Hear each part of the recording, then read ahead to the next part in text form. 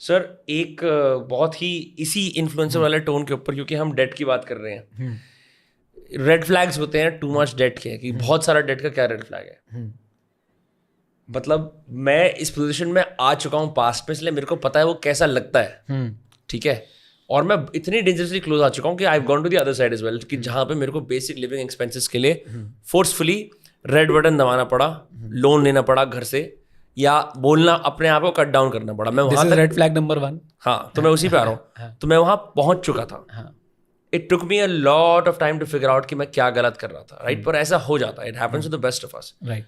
मैं अपने मुंबई के मूव को फाइनेंस कर पाया, और मेरे को फिर भी पता नहीं था कि कितने पैसे लेंगे, उससे भी 3-4 गुना लग गए। बट थैंकफुली मेरे पास एक स्ट्रैटेजी थी, I was about to go there, but फिर मैंने वही चीज़ करी। मैंने अपनी इनकम पे इतना बेहतरीन काम करा उसके बाद कि that thing became a thing of the past. लेकिन मैं इन्फ्लुएंसर्स पे क्यों आ रहा हूँ, मैं इतने सारे लोगों को जानता हूँ अपनी इन्फ्लुएंसर्स की, क्रिएटर्स की दुनिया के अंदर, जो आपको थर्सडे से लेके संडे को हर एक इवेंट में मिलेंगे फ्री की कॉकटेल पीते हुए।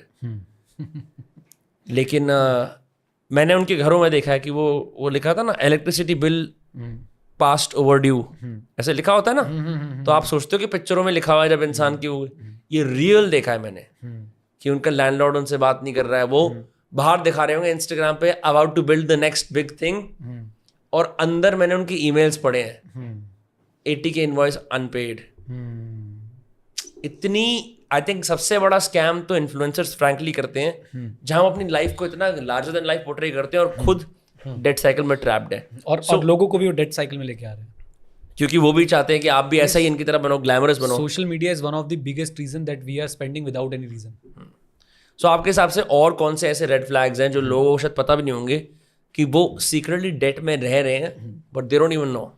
देखो यार, एक आपको मैं और चीज़ बताता हूँ जो बहुत लोग कर रहे होंगे, और ये बोलते ही बहुत लोग कनेक्ट करेंगे, कई लोगों की आंखों से आंसू भी छलक जाएंगे। और वो ये है कि क्या आप एक क्रेडिट कार्ड की पेमेंट दूसरे क्रेडिट कार्ड से कर रहे हो? ऐसा कर सकते हैं क्या? लोग ऐसा करके भाई पूरा अपने लिए आसपास डेट का सर्कल बना लेते हैं।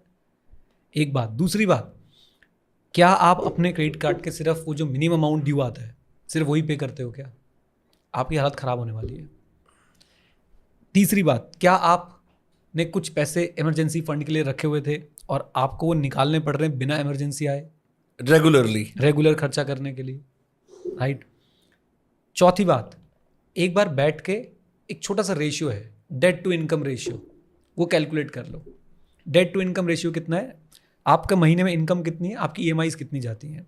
फॉर एग्जांपल आपकी EMI जा रही है 40,000 की और आपकी इनकम है 40,000 की, तो आपका डेट टू इनकम रेशियो है 100%, यानी आपकी 100% इनकम आपके EMIs में चली जाती है।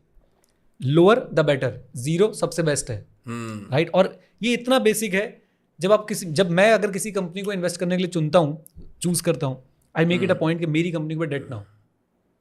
और क्यों ना हो, आप पास में जाके एग्जांपल्स देखो जिन कंपनीज के ऊपर बहुत हाई डेट होता है ना, बहुत हाई डेट होता है, एक तेज हवा का झोंका और वो कंपनी डगमगा जाती है और कभी कभी डूब भी जाती है।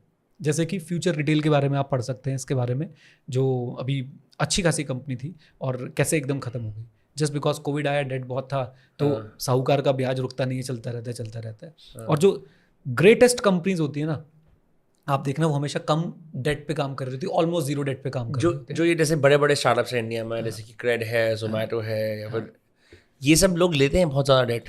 बिल्कुल लेते होंगे। मैं बस एक ही फैक्ट बोलना चाहूँगा, इसको स्टडी भी किया जा सकता है कि आई थिंक 90 to 95% स्टार्टअप्स खत्म हो जाते हैं, वो सर्वाइव ही नहीं कर पाते, वो कभी प्रॉपरली आ ही नहीं पाते। With all due respect to Ritesh Agarwal ji, जो हमारे ओयो के फाउंडर हैं, अभी मैं रिसेंट जो आर्टिकल पढ़ पाया, ओयो की वैल्यूएशन एक टाइम पे $12 बिलियन की थी, $12 बिलियन। इसमें तो शॉर्ट निकलेगी, रील निकलेगी इसमें तो, है ना? तो ओयो की वैल्यूएशन $12 बिलियन की थी, $12 बिलियन की। And current valuation as per the news sources is 2.75 billion only. तो मोटे मोटे तौर पे $10 बिलियन ऐसे हवा में उड़ गए, ऐसे हवा में उड़ गए, राइट? तो ये चीज़ें, डेट वाली चीज़, चाहे स्टार्टअप हो, चाहे कंपनी हो, चाहे पर्सनल लाइफ हो, भाई बहुत दुख देती है, बहुत ज़्यादा। तो जितना, अगेन रेड फ्लैग की जो हम बात कर रहे थे, अगर मैं कंपनी के पॉइंट ऑफ व्यू से बोलूँ, उसके ROC से ज़्यादा अगर डेट का इंटरेस्ट रेट है, मैं कमाता 15% हूँ कैपिटल पे और भाई साहब मुझे इंटरेस्ट देना पड़ा 17%, एक एग्जाम्पल, तो भाई गड़बड़ चल रही है।